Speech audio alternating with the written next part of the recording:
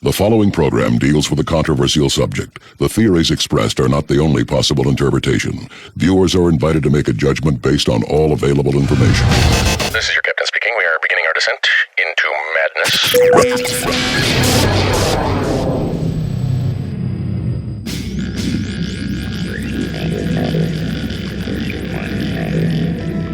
Open your mind.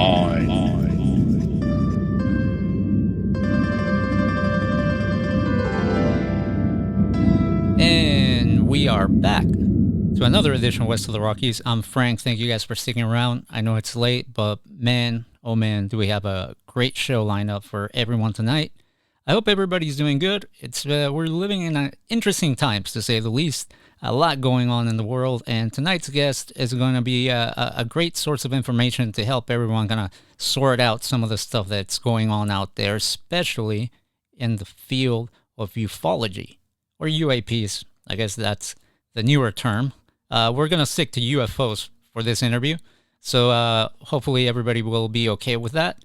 Again, my guest tonight will actually be speaking at the Contact in the Desert conference that will be taking place June 25th through June 28th.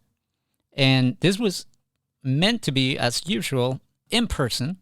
But as we all know, we're living in a different world, to say the least. And it will be a virtual conference. So go to contactinthedesert.com. You can get your tickets. And she's going to be one of many, many great speakers there. And you're going to be able to really get a great overview of many areas of this UFO phenomena. Now, I'm going to read a little bit from the bio that it's on the Contact in the Desert website.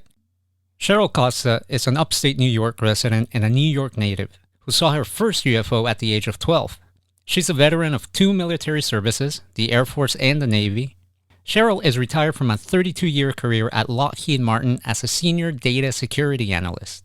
From 2013 to 2019, Cheryl wrote the wildly popular UFO newspaper column, New York Skies, for Syracuse New Times. She has been presenting UFO sighting statistics at UFO conferences for 5 years. Cheryl is an expert in UFO data forensics utilizing big data. She's the recipient of the IUFOC 2018 Researcher of the Year Award. She holds a Bachelor of Arts degree from the State University of New York at Empire State College in Entertainment Writing and Production. So, without further ado, I'm going to welcome our guest tonight, Cheryl Costa.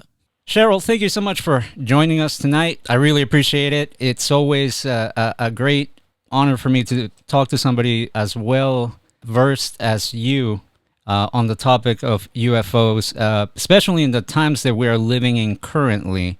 It seems like it's finally become mainstream to talk about this phenomena. I was reading a little bit about you online, and it says that you had your first UFO sighting at the age of 12. Can you tell me a little bit about that?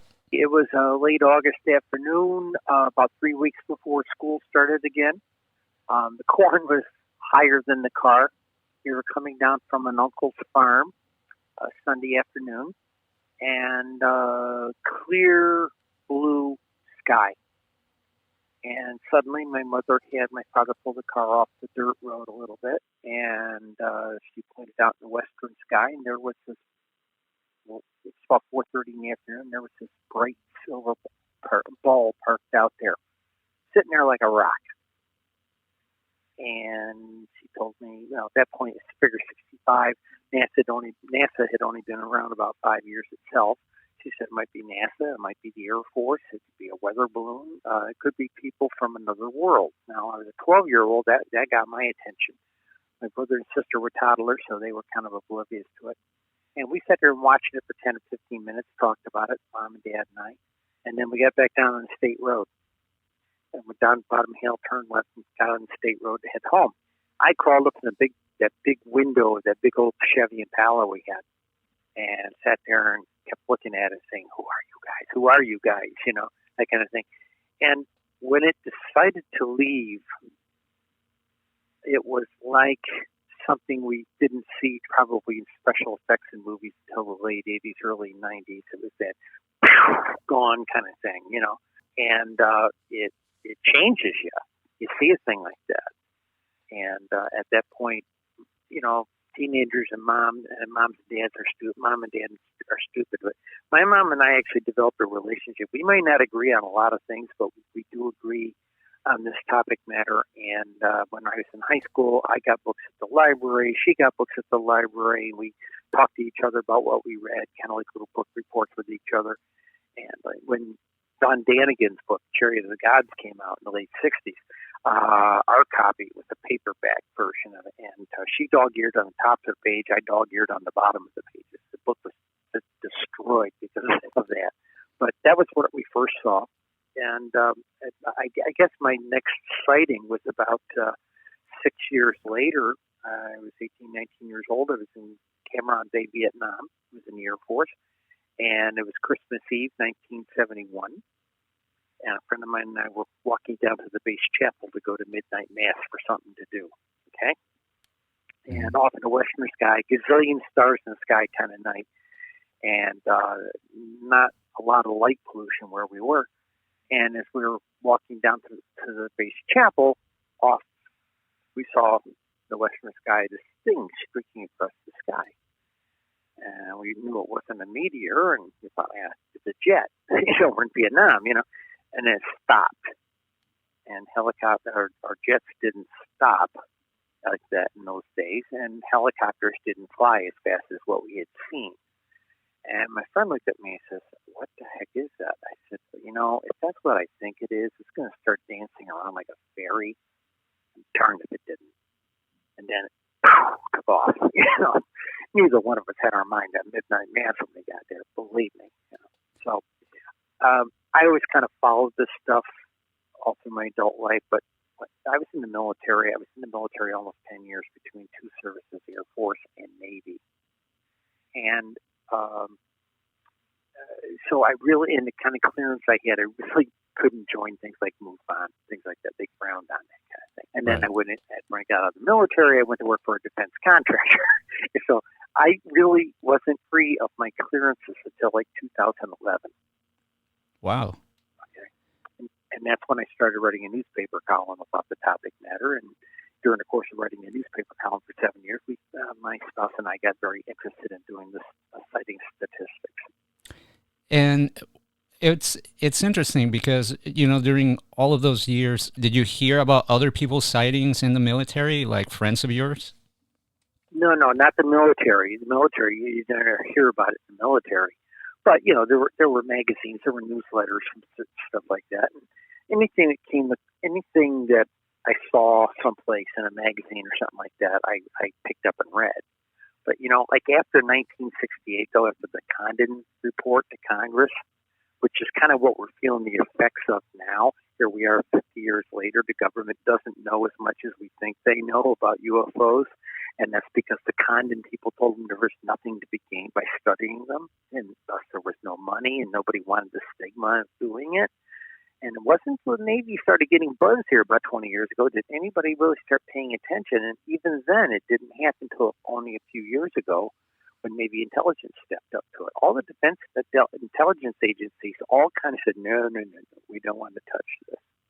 Wow. And Secretary, the guy who replaced Mellon, Christopher Mellon, Mr. Radcliffe, he came out and said that recently on Fox, a month or two ago, said that nobody wanted to touch it. If that had been a Chinese plane or a Russian plane, everybody would have been all over it. But it was this topic matter. It had a stigma, and nobody wanted to touch it. And Lou Alessandro confirmed all this stuff too. He never could get anything up to Secretary Mattis. So I interviewed him 3 times. So there was a problem of material being moved up the chain of command.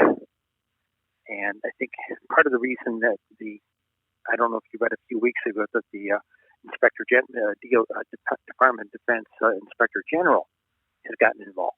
Basically, the reason they're involved is because stuff like Lou not being able to report up the chain of command and the Navy guys out there not being able to talk about it or to be able to get it to an intelligence agency. This is a failure of the chain of command reporting system that the military prides itself on. Okay, this is a failure of that. And in a way, it's a bit of a dereliction of duty somewhere along the line, that kind of thing.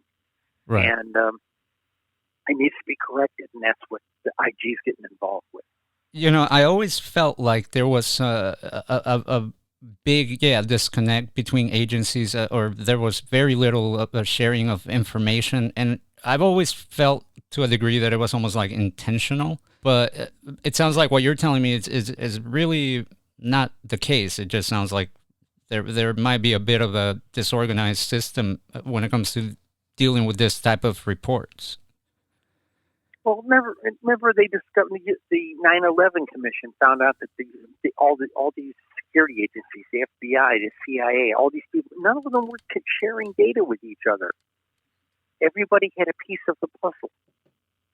And one of the things that Alessandro is saying right now, and I agree with him, is that this is probably a big intelligence failure on the scale of 9/11. That we should, Dr. Condon filed that report back to Congress back in 1968, and basically said there was no reason to study this stuff. Nothing can be learned. That's a quote from his report. Nothing can be learned by studying these things. So that shut off money for government agencies to do it, academia to do it. Air Force got out of the Blue Book business, all this stuff. And what do we have? We have a 50-year hole of people in the government not studying. Now, a lot of people say, the government knows more than they're telling us. Tiny pieces of the government may know about it, but think about this a minute. We've had 3 generations of turnover in the 2 generations of turnover in the military, and normally a generation is considered 30 years, but if you look at military people retiring in 20 years, we've had 3 generations of military people turn over since then. And some of these people are saying, why are we under this stuff? I said, you guys did it. Your predecessors did this. They shut this down. And so we're 50 years behind understanding what these things are. And I think right now, when you read some of the articles on the current, or the newly released footage from the Navy and these UFOs, there is a certain undertone of fear in the sense that it sounds like the government doesn't know what these things are or where they're coming from. Do you think that we should be rightfully so afraid? Or, as some people in the UFO community look at these sightings, are these kind of like benign crafts? And we'll talk a little bit about what they could be and where they could be coming from, but interested to know in your answer. Well, the way I look at it, now, remember, I wrote a newspaper column for 7 years, from 2013 to 2019 when the paper went out of business, okay? Mm-hmm. And 239 articles. And one of the things that I saw consistently was this idea that polls kept coming out, and 80% of Americans felt that the government wasn't telling us what it knows. And what it seemed lately is they don't know as much as they think they know. Mm. President Obama said, first thing I did is ask him if there was a lab someplace where we dissect these guys and da-da-da-da. And he was told no. Okay? And we don't know what they are. Okay? Now, people they are out there doing this lately in the news, at least the military guys are saying, hey, this might be a threat. Well, military guys are trained to think that way. Okay? I was trained to think that way. Okay? Mm-hmm. I did intelligence gathering. I was a senior electronic warfare specialist. And right in the first chapter of the book, it basically said we gather intelligence on everybody. Our friends today may be our enemies tomorrow. Our enemies today may be our friends tomorrow.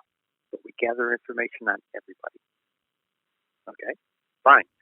So here we've got this situation. People are saying, well, God, it might be an imminent threat.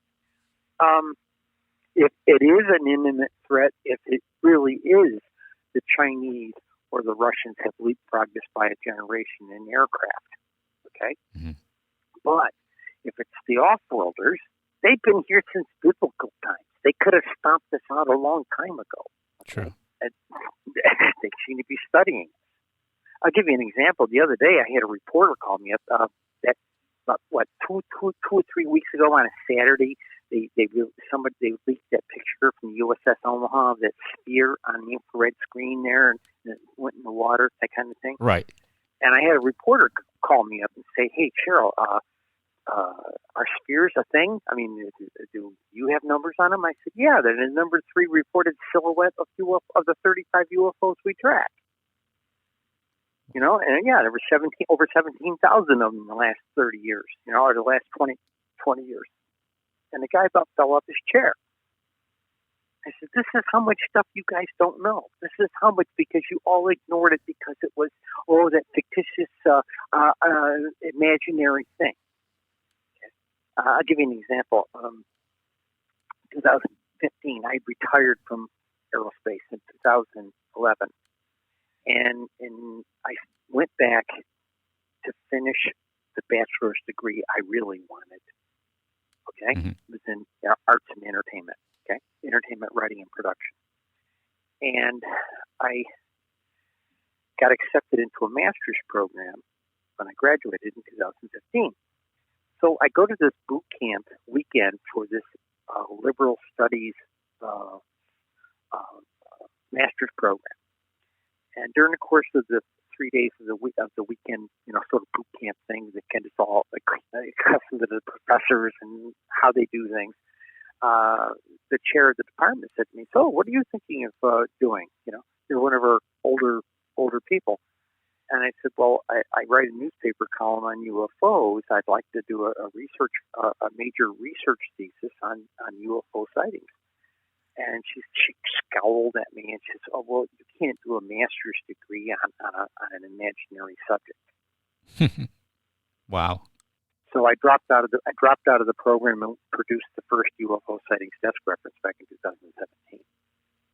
Instead, that was my master's work. And this new pink book that we just published has about another 100 pages to it, and is even better than the first book by far. And as far as I'm concerned, that's my PhD. You know, not that anybody's going to give me a master's and PhD for the work, but we're going to Linda and I are going to make an argument to State University of New York at some point, especially if the military comes out and says these things are real. We're going to take those works up there and throw them up on the table and say, you know, this is what we did. You guys aren't doing it. Where's my master's and PhD? You know, and I plan to do it. We both do. No, that sounds great. And, yeah, well, you know, somebody's got to shake things up. I mean, my argument was to the one professor. I said, you know, what if I've got material? I looked at that same professor, the chair of the department. I said, what if I've got research and you won't look at it because you think it's imaginary? I said, just for the sake of argument. She's okay. I said, so you're telling me you're like the people who wouldn't look through Galileo's telescope, right? Boy, did she get embarrassed. That's a great analogy. But this is something we're going to have to deal with. The UFO research, the really valid UFO researchers, are going to have to deal with the academic community coming out and pounding on their chest that they're the only real experts, and they aren't. They aren't studying this stuff, and they're like the idiot that wrote the op-ed piece for the New York Times today, Dr. Adam Frank. Oh no, there's nothing to this stuff. You know, you can't justify anything by unreliable observers. You know, and he even called the Navy people unreliable. Okay. Wow. And I had somebody the other day ask me how many my best case studies. I said, I don't have case studies. I've got 167,632 eyewitness accounts. That's the way I approach it. And that number, the 167,000 plus, that's only from 2001 to 2020, right? Yeah, but okay. Well, let me qualify that. When we published our first book, we had 121,000 in it, okay? Mm-hmm. And I had all these old-timers coming in, oh, why didn't you go back 40 years? Okay? Right. For this book, I didn't include the data, but when I harvested the information to do this book back in January, I asked MUFON to give me a dump from 1960 to 2000. Just date. I said, I don't want the shapes. I don't want the narrative. I just want the dates so I can measure magnitude. Okay? Mm-hmm. Same thing. I did the same thing with National UFO Reporting Center. Just wanted the magnitude. And that 40 years, the data that they had combined amounted to 13,150. I've got that many in 2012, 2013, 2014. Wow. Okay, each year. Okay, so, 40 years where I've got one, and the 21st century has been the golden age for us to record these things, because one of the key things people don't understand is the drivers are, this is the science here, okay? The drivers, people always say population. They knee jerk on population. Population is a major driver. The next one is temperate weather. We find that there's temperate weather, latitude weather pattern differences that affect sightings. If it's like up in the northern states, you have the peak sightings. In fact, the majority of the sightings happen July and August. You move down to the middle level states like Virginia and go across the country, and that peak comes down, and the rest of the year's sightings come up. You get on to Georgia, it's statistically flat. And if you go to deep Florida or deep Texas, it actually dips in the summer because it's too bloody hot. Okay? That's temperate weather. The next driver that we discovered, and we discovered these back in 2017, the next driver was leisure time. Okay? Mm-hmm. We knew leisure time was a driver because when you looked at UFO sighting reports, usually we were out walking the dog. We were out for a smoke. We were out for a smoke walking the dog. I went outside on my break from the factory at 2 o'clock in the morning, had to have a smoke. We saw this consistently. There was always I was out there doing something of my own, and there it was. We were coming out of Bible study night, and there it was. It was dark. We saw it. So those were major drivers. Now, what we've discovered since then, hours of darkness is a major driver. From 4:30, 5 o'clock in the afternoon to 11:30 at night represents 68 to 75% of the sightings, and that is consistent almost everywhere in the country. Okay, the other 16 hours of the day only represent about 25% of the sightings. Wow. Okay, and then the next driver, we have drivers and influencers. The next driver was access to broadband. Okay, if you don't have broadband, you're in rural areas, you can't report them. Or report them as easily. Right. Now, then there's influencers. The influencers amount to proximity to large bodies of water, Great Lakes, oceans, the Gulf of Mexico, that kind of thing. Proximity to toxic ecosystems. This is a colleague of mine discovered that they tend to be loitering. People say, "Oh, we're loitering around our nuclear power plants." No, they're loitering around our brown fields, our dead oil fields, our strip mine towns, our dead coal mines, all brown fields, that kind of stuff. They're loitering around our major geographical faults. Oh, and there's a thing called the generational effect. Okay, certain places that had very historically big UFO sightings, we'll say like the Battle of LA in Los Angeles County, Right. or the Phoenix Lights in Maricopa County, Arizona. Okay, there's a thing we think is the generational effect. Grandpa or Mom told us all about that thing they had many years ago, and there's this tone with the newer generation. If they saw something cool, maybe I'll see something cool if I look up more often. Okay, so there are these hard drivers, and then there are these things that are influencers. That is really interesting. I mean, There's a lot to this. Yeah, no, and all of these factors, when you read different reports, you will hear one to several of these being mentioned in the sightings. One of the things that I wanted to ask was, you mentioned LA and Phoenix. What are, like the top 3 places that come to mind that are just active as far as UFO sightings based on the years that you studied? States, county, or cities. Let's do states so that the folks at home, if they live there or nearby, they can be aware. This is easy. That's easy. Okay. Easy. Since 2006, California, Florida, and Texas are the top 3. Okay. Wow. California's number 1. For the last 20 years, it was California was number 1 with 21,013. Florida had 11,043, and Texas had 9,408. Okay. Now, in the top 10 states, the next 7 states usually Washington, New York, Pennsylvania, Arizona, Ohio, Michigan, Illinois, Colorado sometimes in there. They play musical chairs. A couple of years ago, New York State was number 6. This year, it's number 4. Okay, that type of thing. Gotcha. Those states kind of play musical chairs. Now, before 2006, Washington State was a big major player. They were cycling with California, Florida, and Texas. Now, people say to me all the time with population, they say, well, California is number 1 because they got 40 million people population. Okay, but that doesn't hold up with other states. So I tell people California is a unique animal. It crosses 9 lines of latitude. There's 9 different kind of climate type things going on. Population bases are different. Okay, they've got a huge amount of ocean body stuff going on. And by the way, we also know down there around Catalina Island in that restricted Navy area, that's where all these Tic Tacs and stuff were. Okay, so California is a weird animal by itself, but step back away from that and look at Florida and Texas. Florida has many more sightings than does Texas, but they have half the population of Texas. But they've also got 1,200 miles of shore space, ocean contact, that kind of thing. Right.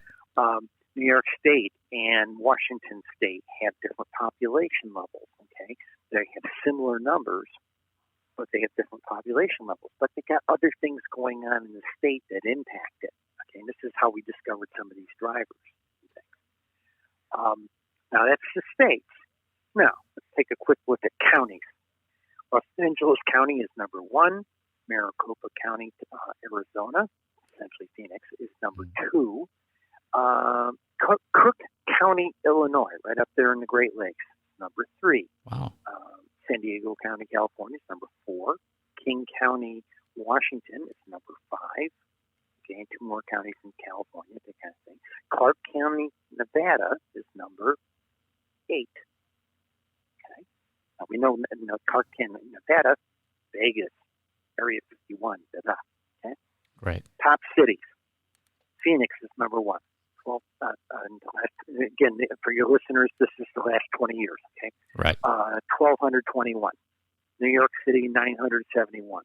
And when we say New York City, we are talking New York City, Manhattan Island. And there's 5 boroughs. We tend to look at everything from the context of the counties. Okay. New York County has 5 boroughs, which are technically 5 counties. Okay? Gotcha. Las Vegas is number 3. Okay, 970. Los Angeles City is 764.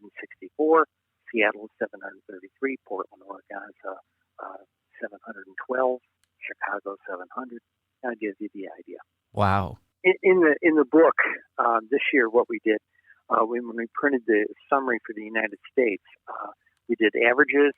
We put the charts. Obviously, we did the top. Every state, including the United States, we did top 20 counties, top 20 cities.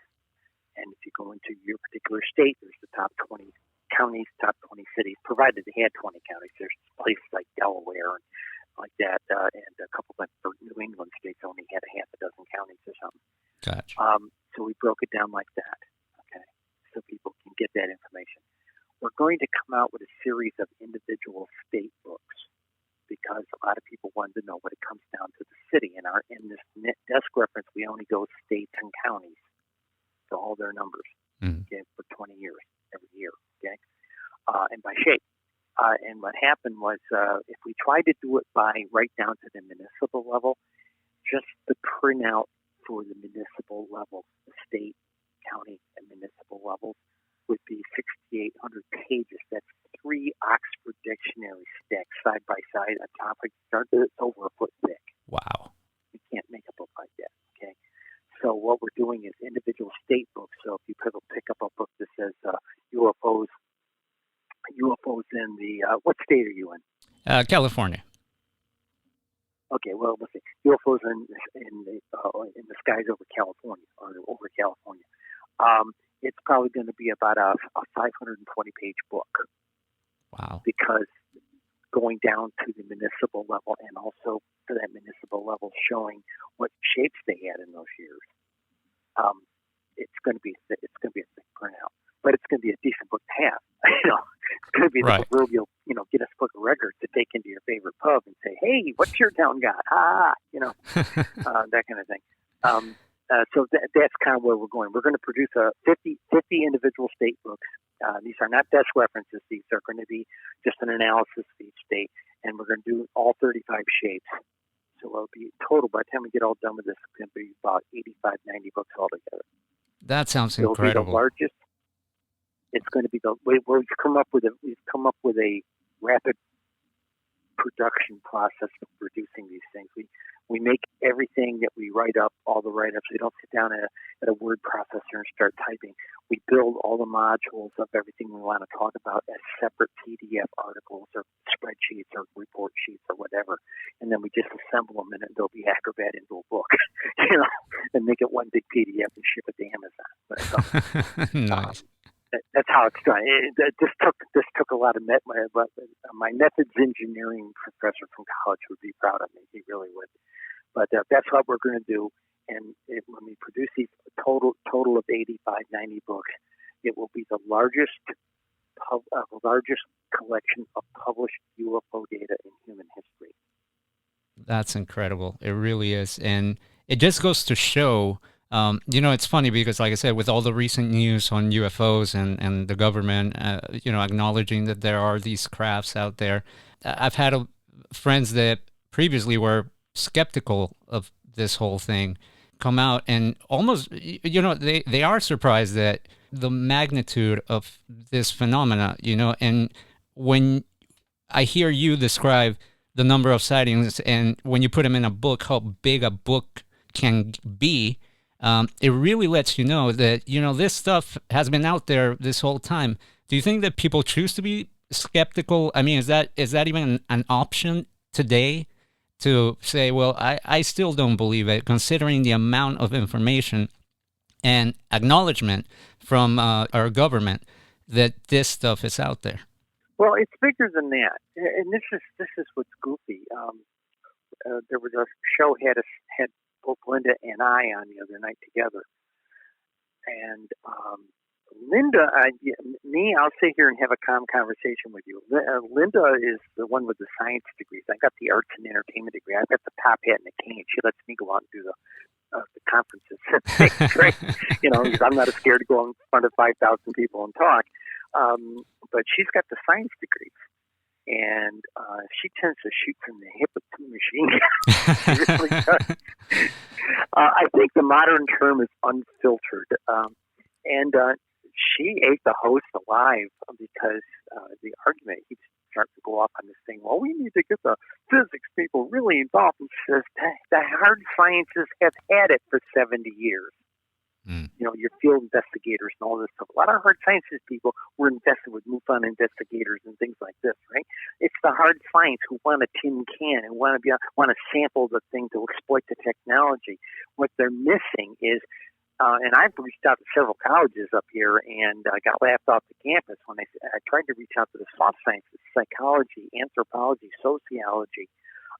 You can't go to the local mental health association and say, hey, I got a person here who was touched by off-worlders or is an experiencer, and they say, yeah, right, it's all they can hang up on you.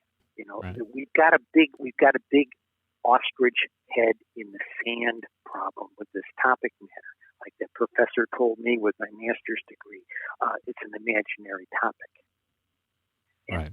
You can blame the CIA. They went to great lengths with World Weekly News, things like that, to convince everybody this is all silliness for the last 50 years. So the government kind of painted us into a corner by trying to play this all down. I mean, remember the movies in the 80s? If somebody saw a UFO in the movie, well, Frank, did you see that? And Frank would look at you and say, no, and you didn't either.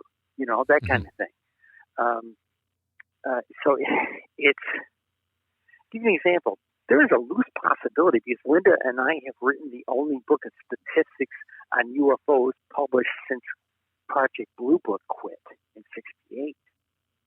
There's a good chance we could end up in congressional hearings. I've had several people call me about it. Wow. If we have congressional hearings, especially if it's on a scale like what Steve Bassett did, a real congressional hearing. And if we got called, you know, you know why our book is pink?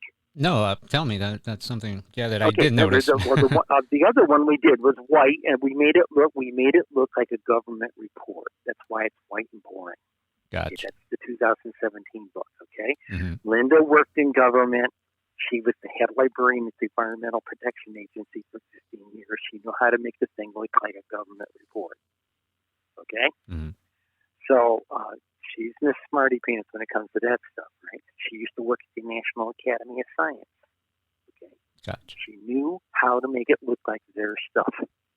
Okay, this time around, we decided to take a completely different approach to presenting the material. We learned some things about the material and decided that the truth is in the shapes. So instead of focusing on locations as much, and it's all in there, but instead of making that the prominent part of the book, we actually made the study of the shapes.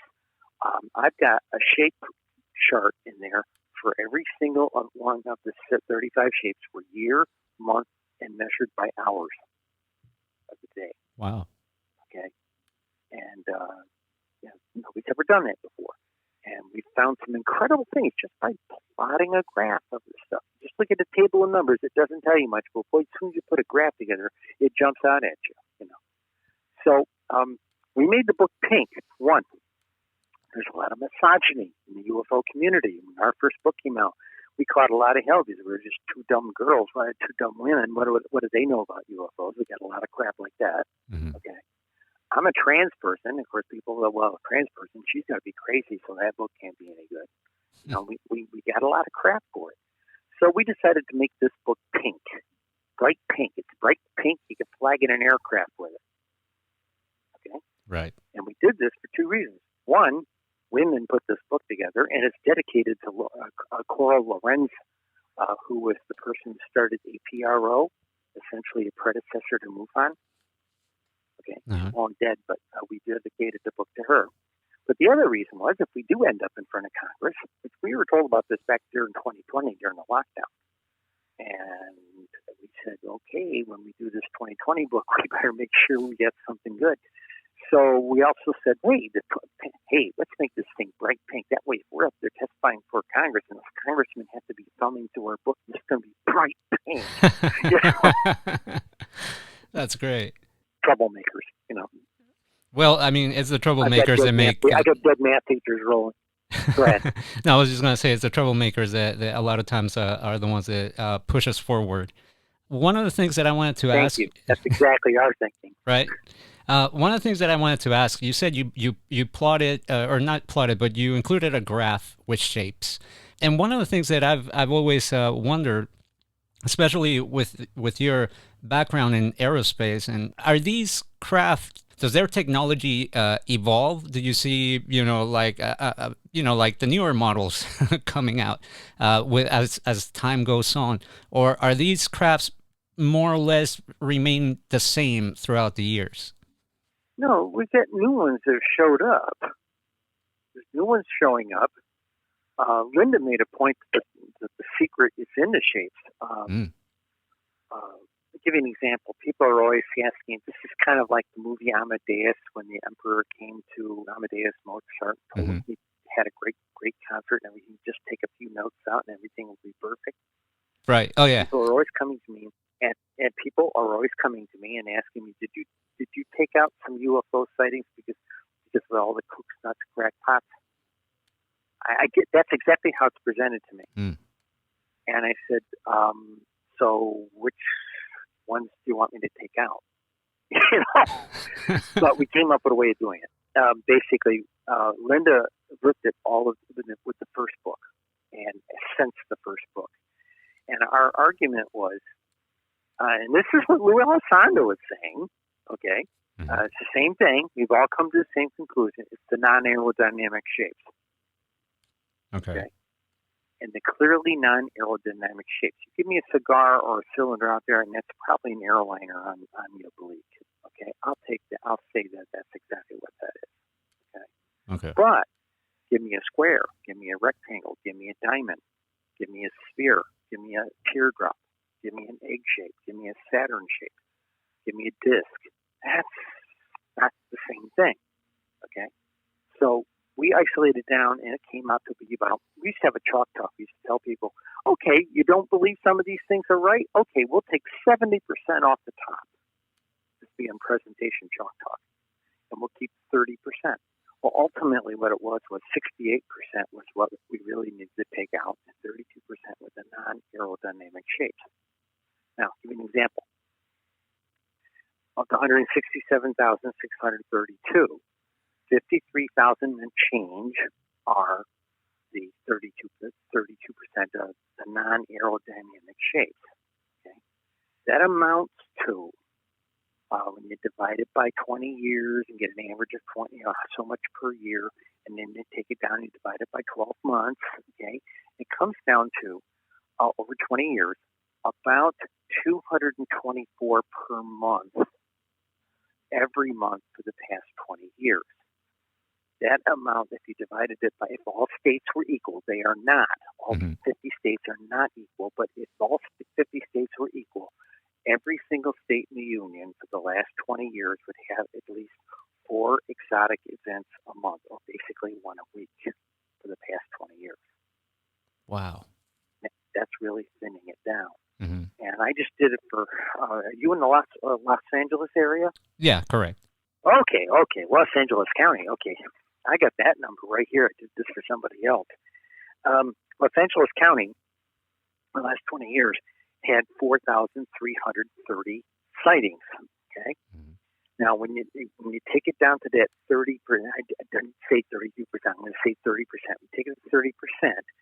That makes it about 1,290 or 1,300 for the 20 years.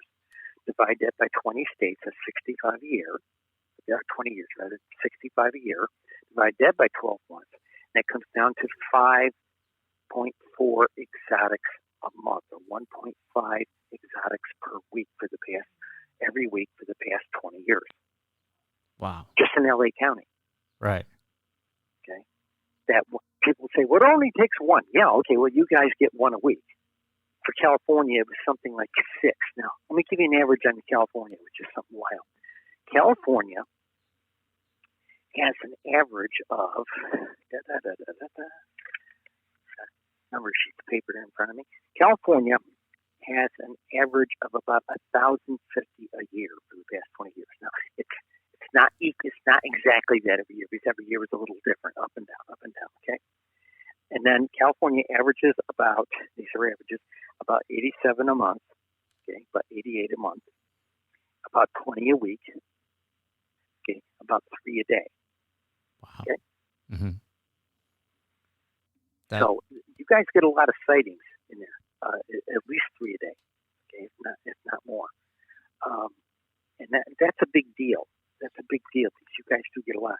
The United States, on the other hand, averages about 8,000 a year, about 700 a month, about 160 a week, and about overall about 22 to 25 a day. There are some days, depending upon where you are, you could. I've actually got a chart that goes day by day, literally January 1st all the way to December 31st. Wow. Okay. Mm-hmm. And I've got all 20 years across the top, and it's 12 sheets long. It's 12 landscape sheets printed out. Okay, I'm legal. Okay, mm-hmm. And I can look at any one day for the past 20 years. Got another one I can do all 50 states across the top and go day by day down the side, and of course that's at 240 pages. And in color, it would cost almost $300 to print at Staples. So wow. I don't do that very often. Right. But the deal is there are days that there are flaps. To give you an example, I've identified somewhere between 75 and 150 individual days in states that have almost nothing going on most of the time. Give you an example. Indiana. Here's a really good example. Indiana averages about 16 a month, maybe 3 a week. Okay. I identified one day, April 16th, 2008. They had 25 in one day. That is equivalent to almost 3 months worth of sightings for them in one day. Okay. Right. Did you ever hear about it? I identified 3 other flap events like that in Indiana just that 1 year alone. couple like that in Texas, a different other year, but different years, different states, different days. But I've identified all these places you've never heard of, and there was no coverage of it. Remember, the Kine report in '68 told the newspaper, no, there's nothing to see here. Don't print any stories about them. Okay? Right. So until recently, we haven't seen very much press about this stuff, except maybe at the local level. And even then, the local level stuff never made it up into national news. In fact, I've been sending out press releases and letters to editors for the last 2 weeks with information about their individual state, saying, hey, you want to do a good story? I got all the data here. Crickets. Wow. Even with all the press we're seeing right now. And one of the things that's scaring us is saying, if they do the congressional hearings, I raised this point to a couple other UFO experts that, might be on that same short list. And I said, this is going to end up being a bunch of swaggering pilots and a bunch of retired defense intelligence spooks. Right. That's me being cynical, but it could easily end up like that. Or they'll drag a couple of academics like Professor Skotek, who runs SETI, and get up there and there's no such thing. Oh, they can't get here from there. Those kinds of guys. Right. But we'll see. I'll shut up and ask you a question. No, it's quite all right. I'm fascinated to hear all this, and yeah, no, it is a scary thing because I believe we are kind of at an apex right now where the direction we take is going to dictate how this topic is going to be handled for the next decade or few decades down the road. And if we drop the ball now, I believe we're going to be doing a huge disservice to the UFO community. The question that keeps getting asked to me, and you should be asking yourself this, why now? I've had several talk hosts ask me this. Okay? Why now? And working with my colleague Thomas W. Conwell up here in Troy, New York, you should have him on sometime because people ask me, well, you got a number, but why are they loitering around that? I said, call my friend Tom Conwell. He'll tell you. He's taken and put pins in freaking wall-sized maps and figure out what's going on and looked up what's in those locations. Okay. Mm-hmm. But why now? We're at a tipping point with our environment, and anybody who has been an experiencer has come back and said, those folks keep telling us to take care of our planet. Well, one of my questions was going to be, like, who do you think is piloting these crafts? I've talked to people over the years, and a lot of people tell me that, 90% of the UFO sightings are man-made, secret projects from the government, and that smaller percentage that's left, it's truly unidentifiable. First of all, do you agree with that? And secondly, who do you think, is flying these things over our skies? Okay, first thing. Let's go back to what I said. I throw 70% away, right? Right. That's the identifiable. And I include the government stuff in there. Okay? Correct. I really do. All right. Now, I even, at one point, back when I was running my newspaper column, we even threw triangles out because I kept getting all this mail from people. Every time I wrote a triangle article, oh, Cheryl, you poor dumb bunny, those are TR3Bs.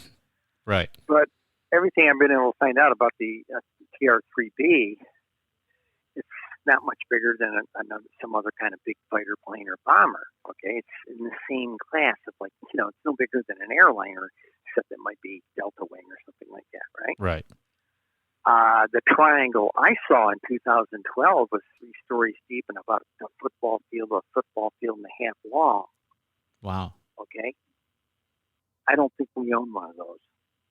Wow. And if we do, as a taxpayer, I'd like to know who the hell authorized it.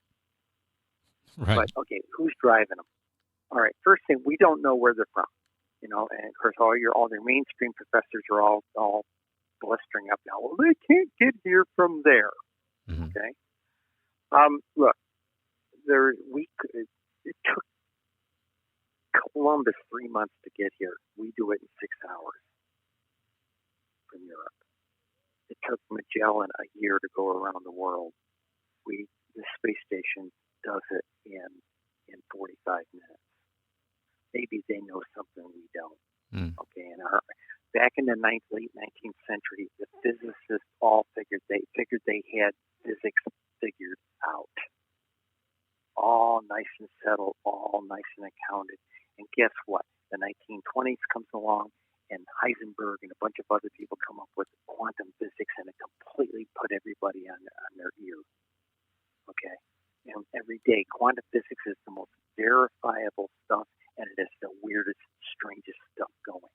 Okay, so there's a lot we don't know how to do. Okay, all right, now who's flying them? I've heard everything from galactic pilots, intergalactic pilots, interstellar pilots,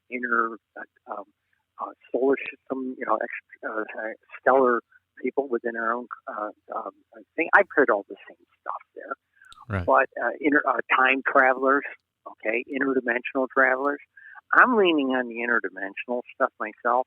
But what I tell everybody now, especially if I'm on a mainstream show, it might be our pilots, it might be Soviet, it might be Chinese pilots, it might be off-worlders of some form, it might be time travelers, it might be the Teamsters. I have no idea who's flying them. I don't care. I just add them up. Right. I do agree with you as far as like the interdimensional thing, even though it is a bit out there, but it seems to be the, well, I don't want to say the only explanation, but one of the few that seems to check all the boxes when you look at the phenomena as a whole. You know, when you see how these craft behave and how they seem to like appear and disappear, and the entities that some people come in contact with at times, it seems like, just interdimensional seems to be the one explanation that I think checks off all the boxes. That would explain them being able to do G-force turns that we can't do, that would homogenize a human being, that kind of thing. But what makes you think they are actually, maybe they're, think of it like in the old movies, they are on TV, the people superimpose something in the picture from another camera, so to speak, to give an effect. Right. Maybe they're concurrent in our reality, but still existing in their own reality. And the rules are different there. Okay. Right. I'm beginning to lean on the fact that we may have interdimensional overlap when these craft are apparent. Okay, and that's just me. That's my own thinking, because I've thought about this at length, and that seems to be one of the theories. The other aspect of it is, and this is coming from the metaphysical side.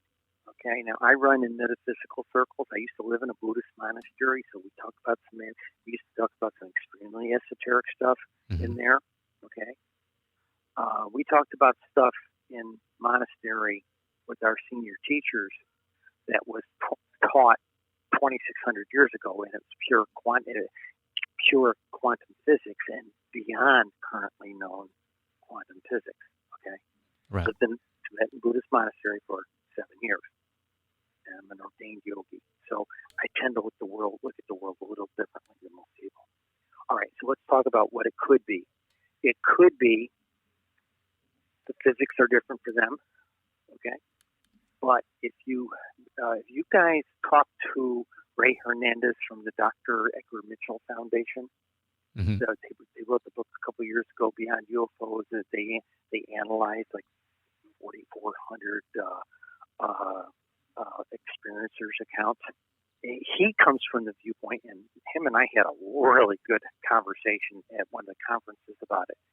And what we came down to is the paranormal community. You talk to the ghost hunters, you talk to anyone at the slices of the paranormal community, and half of them won't talk to the UFO community. You know what I mean? Right. And, okay, they won't. And the thing is, it's all the same phenomena. Okay? It's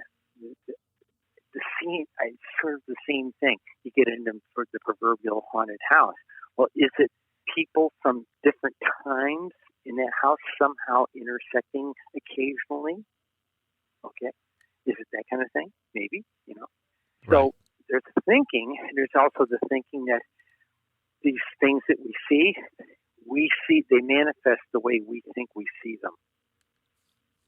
Wow. So if we think we see a triangle, that's what we're seeing, okay?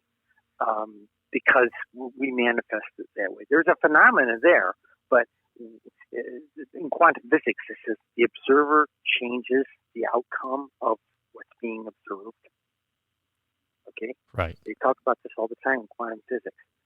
So, as soon as we start measuring the phenomena, it changes. And I think that's what we're dealing with sometimes with such a wide variety of shapes. But let's think they're all tin cans, okay? Okay. Linda is of the belief that look at all the different cars we have. They're still cars, but they're all very different, right? Mm-hmm. Different models, different countries. In this case, the UFOs, different models, different approach to the physics, different societies, and a different approach to how they built the thing. Mm-hmm. That's what she seems to think it is. That's really interesting. Depending on who you think, who you talk to, there's some people. I think it was the Blue Planet Project said, or something like 7-Eleven. It was 11 spacefaring races in our sector of the galaxy, and 7 of them have been here to visit us. Mm-hmm. I take it with a grain of salt. Is it true? I don't know. All I know is what I've added up, and I tell people I don't talk about aliens because all I do is measure the UFO phenomena. Our colleges, our professors, our science has not gone back to basic observational science and statistical science and just basically added up and measured what we can measure. I hear a lot of professors, we can't get it up there and get radar information and measure it that way. There's other ways of measuring the phenomena, and that's what we've done. That's why we've got monthly data, yearly data, hourly data, that kind of thing. Heck, I even added when we were updating the database. We found out that 17% of our 48,000 database from before we added 2019, 2020, mm-hmm. 17 to 18% people spelled the name of their city wrong. Wow. Or 3% didn't even fill in a town or city. So that caused problems for us. I'll give you an example. When I say they spelled the city, they either did it all capitals, they did it all mixed case, they did it all lowercase. Sometimes they put an extra space in the front of it. Mm-hmm. Sometimes they spelled it out properly, but they said, Joesburg, right next to Don's gas station. It had stuff you couldn't sort on in a data context. Gotcha. Okay? So what we did was, and of course that threw off some of our automation that put in county data, which was critical to getting certain kinds of metrics. So what we've done last August, during the lockdown, Linda and I were talking, and I said, honey, we're not going to be able to do this book next year the way we want unless we correct all the city and county information.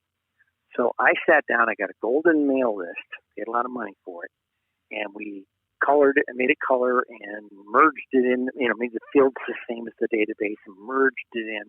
And I did on the order of about 1,200 lines a day. It took from the second week of August to the first week of January, 650 hours to correct all the city spellings and get the counties right. And while we were at it, we added zip code and latitude and longitude. Mm-hmm. That gets us some other measurements we can do. But in fact, I wish I had put the FIPS code in. That's the code that every county, every city has a FIPS code. Right. I wish now I had done that by FIPS because I found out that I found several mapping programs that would have allowed us to map things, but you have to have the FIPS code. So it's a little bit of a pain. But I just had a newspaper up in South Dakota, which only ranks number 47 in the States. They only had 418 sighting reports in the last 20 years, But most of them in their state was on this one Indian reservation. Figure that, okay? Right. So they came to me and said, would you give us just the data for our state? I said, sure. So I gave them a sanitized version of the data and we gave it to them, and they put it into a map. The newspaper put it into a mapping program. It's in a map of every county in their state and colored by a density of color, Mm-hmm. And so it's a really nice article. But, there's lots of stuff we can do with this stuff. People are interested in the volume of this stuff, but some of the media still isn't interested. I've reached out to somewhere upwards of 25 media organizations and said, I can give you a hell of a story about your area, and I gave them just some samples of just what their state had in cities, like the cover sheet kind of thing, just the graph and counties and cities in their state, just one or two sheets, and crickets. Absolute crickets. I don't know if I'm scaring the hell out of them or they're afraid to scare their readership or something like that. Here, even in my own state, they won't talk to me.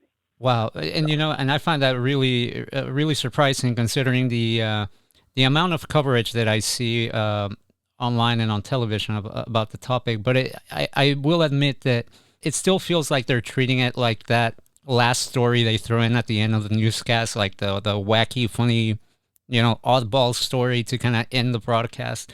And I think until they can, they still giggle, and wink at you. Right. And I feel until we or until they treat this with the seriousness that it deserves, and I'm surprised that it's not getting a lot more serious attention, we're going to be a bit stuck into it.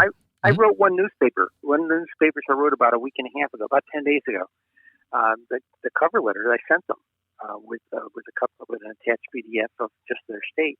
I said I'm a UFO statistician, and there's only 2 in the country, and I'm married to the other one, that kind of thing. And I said we can give you a really good statistical analysis of the last 20 years of UFO sightings in your state. And I got a one-liner, two-liner response back. There's no such thing as a UFO statistician. Mm. Wow. Yeah. Okay. So, even the people who do the science, and that's the funny thing. I told one reporter, I shouldn't say reporter, it was the editor, and I said, right now, you guys are only paying attention to government Navy pilots and stuff, like they know it all. And like the Defense Department's going to give you hot data like I've got. You're still viewing those of us who have studied this last few years as the tinfoil hat crowd, but the Navy guys, they're really on top of it. And I said, you're approaching this very wrong. And I said, there's been a lot of very good research done in the last 25 or 30 years by competent citizen scientists and really qualified people. Not that we've all got degrees. You show me someplace that gives a degree in UFOs, and I'll go take their program. But right now, it's being done by multidisciplinary people, much like environmental science was done. And before 9/11, people. I worked in corporate security, IT security. Mm-hmm. We couldn't give jobs away in IT security before 9/11. Everybody thought, oh my God, that's a White Sox kind of job. No, we don't want to do that, And we all had degrees in zoology, English, teaching. My degree was in playwriting. Right. But we all had a knack in the UFO stuff. I was a penetration guru and an antivirus specialist, So, but after 9/11, suddenly everybody was an expert, and I literally got drummed out of it. Wow. Okay. Right. And I think it's going to be the same thing with the UFO community. Suddenly, there's going to be all these people in some of these academic environments that are going to drum the rest of us out of this. It does feel like we're at a very crucial time in this field, and I do believe that people like you are going to be the ones that are going to kind of get us over this hump and hopefully into a more serious and analytical study, because we do need to understand what's happening. It seems like it's been happening, like you mentioned earlier, going back to biblical times. And if that is the case, we really should make an effort to understand why and what the purpose of this is. Well, I really think our environmental predicament is a big deal. Mm-hmm. And I think that might be part of it. Okay. Gotcha. And because, everybody was very fast to blame bats or China for the COVID, Mm-hmm. Right. But did you notice what COVID did to us? it also put the world in kind of like a pause and it put the whole bloody population of this planet in a timeout. Right. Okay? Right. And what did we see? We saw waterways clear up. We saw pollution clear up. So, places in India who had not been able to see the Himalayas for generations suddenly could see the Himalayas. Things like this. All this very, very interesting stuff that it goes back to the thing: if your planet dies, you die. If you humans die, the planet lives. Right. Okay, it's that mindset. And that's the interesting part. I really think it's about this, about our environmental, the lackadaisical. Look at our politics, and they're still trying to. There are people on the far right that are still trying to push the environmental thing out. Oh, we got another 30 or 40 years, No, my wife worked for the Environmental Protection Agency. They predicted our current predicament 35 years ago. They said wow. this is what's going to happen then. Wow. They predicted it then. They got laughed at. Okay? Mm-hmm. Again, we have this problem with laughing at something that sounds ludicrous when somebody says this, and then they start trying to debunk the science and things like this. But we've done some very good citizen science work here. You know who Steve Bassett is? He's been our lobbyist in D.C. He's a registered lobbyist, and a lobbyist down there for 20, 25 years. Okay? Smart guy. So it's got the inside track of things, okay? And he saw the new Pink Book, and he dropped me back a note. He says, Cheryl, there is nothing like this. He said, I am going to be showing this thing off in some congressional offices. Nice. So this is a good deal. We're going to get this in front of some people. And like I said, maybe Linda and I will end up in front of hey, for your audience, think about this, man. Just think, if Linda and I end up in front of a congressional hearing, okay, you got two gay ladies to start with, two old gay ladies. Mm-hmm. Okay, we both got AARP cards and are both on Social Security. Okay. Okay. I'm a tranny. Okay. Uh-huh. Right. Picture that picture.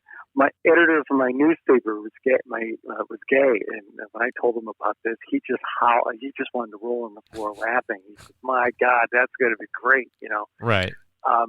But that's what we're up against here, And again, Linda and I talked about this at supper time. We were saying, is that going to impact our credibility? We have people who take shots at people they don't understand even now, Mm-hmm. and the last 10 UFO conferences I spoke at, I put 5 more slides in the front of the presentation before I started and showed pictures of who I used to be and who I became, and pictures of me and her getting married, jumping over the broom, and said, and then the last slide basically says, if you can't deal with me and Linda, you're never going to deal with ET. Wow. Start looking at people here on this planet and start treating people as who they are, and stop degrading. Black lives matter, gay lives matter, all lives matter, whatever you want to wrap around it. But start respecting people, because we're getting very close to having this ET thing. And if you can't deal with the differences within our own culture and species, you're never going to be able to deal with the ET. That's really powerful. That is a very powerful statement, and honestly, that is one of the truest things I've heard in all my years looking into this topic. Cheryl, I know we're almost out of time. I wanted to ask, you're going to be at the Contact in the Desert conference on June 25th, 2021. Yes. Tell me a little bit about your presentation that day. What can people expect? Well, okay, my presentation, one of the things I had to do, because they kind of hit me up early and they said, we got to record these things. We had to record these things back in March. Oh, wow. And I was not ready. Mm-hmm. And originally we were all supposed to, those of us who were signed up for this year, were all supposed to present live last year. Right, yeah. Of course, COVID shut it all down. Okay, so I've got my presentation is very similar to what I gave in 2019 to people. But one thing I did do, though, since I already had built the charts for the new data book, I went ahead and put new data. I put the new data charts in. Okay, so I updated the data charts, so the video presentation they're going to get is going to have some history of how we got to where we are. And Dr. Conan, how the damage he did to us, and then I present information about what our last 20 years has looked like and what our shapes look like, and a little bit about digital using statistics as digital forensics to look for hot spots for certain kinds of things, either for certain kinds of shapes or one-day events for a lot of UFOs in a place nobody rarely has a sighting and that type of thing. And that's the kind of thing I went with. And of course, we're all looking forward to. We've all got our shots now, as they say, or most of us do. Mm-hmm. So we're all looking forward to being able to do a live one next year.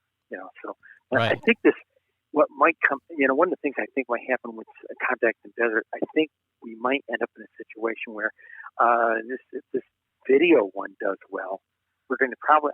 I think a lot of these conferences are going to start doing a hybrid kind of thing, where a certain amount of people are going to be there live and pay full rate and be there in the hotel and all that stuff, and then there are going to be other people who are, piggyback on it with video feeds from right. from the conferences. And I think that'd be a good thing, because I've talked to a lot of people here in my area and said, hey, we can't afford to fly out someplace and spend many days in a hotel, and we can't afford that.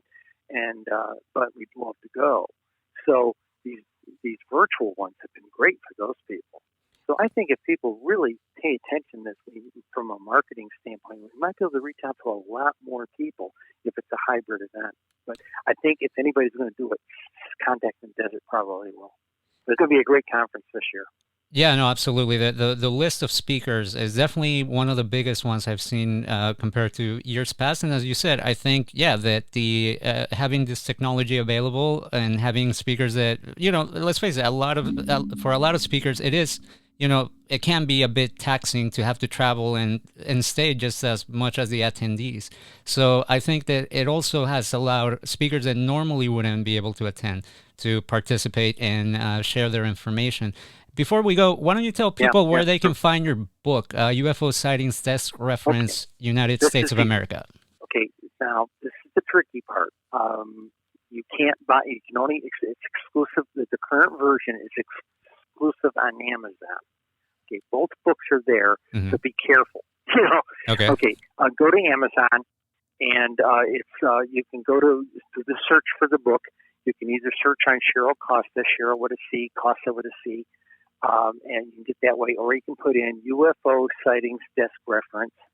Okay, and then two will be available: the 2001 to 2015, which is the white book with a big flying saucer on it.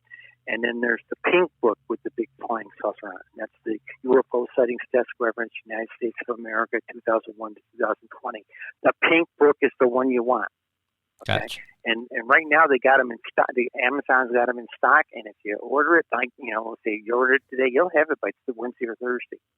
Oh, that's great. That's super convenient. And so folks, definitely go hit up Amazon and make sure you get the pink book cover. And I can't say how much I thank you for sharing your time with us tonight. It has been an amazing conversation, and I would love to have you back, because one of the things that I've been fascinated with in the last few years was that, just this interdimensional theory that could explain what's happening. And I do believe that once you start digging into that, you will be surprised at what one can find when you go down that avenue. So let me throw you a real quick twist on that. Oh yeah, please. When you have me back, feel free to invite me back for the proverbial consciousness talk. Okay. Okay. Because I can give you the whole paranormal and consciousness talk from the perspective of having been, a Buddhist monk and a Buddhist yogi kind of thing, and I really can talk that esoteric stuff to death. I would love it. No, that's like I said, that's been my thing for the last few years. I find it extremely fascinating, and any chance I get to explore it further, I'm very happy to do so. So, Cheryl, thank you so much, and we look forward to having you on again very soon, hopefully. Thank you very much, Frank. Bye-bye now. And that was our guest, Cheryl Costa. Wow, that was some really, really amazing stuff. Incredible information. Definitely, I urge you to go check out her book, UFO Sightings Desk Reference, United States of America, 2001 through 2020. As she mentioned, there are 2 books on Amazon. Make sure you get the one with the pink cover. That is the updated one. And it sounds like a fascinating read. Also, check out Cheryl at this year's Contact in the Desert conference. Again, happening June 25th through the 28th. It's going to be a virtual event, so go to contactinthedesert.com to get your tickets to that.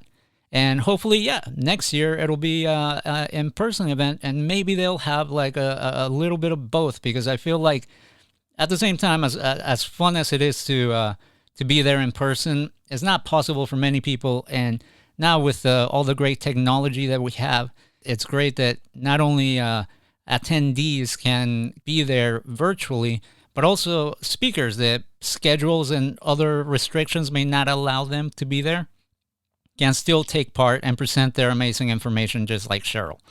As always, don't forget to check out the website, WOTRradio.com, for a lot more cool stuff. We got some more interviews lined up. Definitely subscribe to the YouTube channel, youtube.com/WOTRradio. Give us a like, subscribe, all that good stuff. Find us on Facebook and Twitter.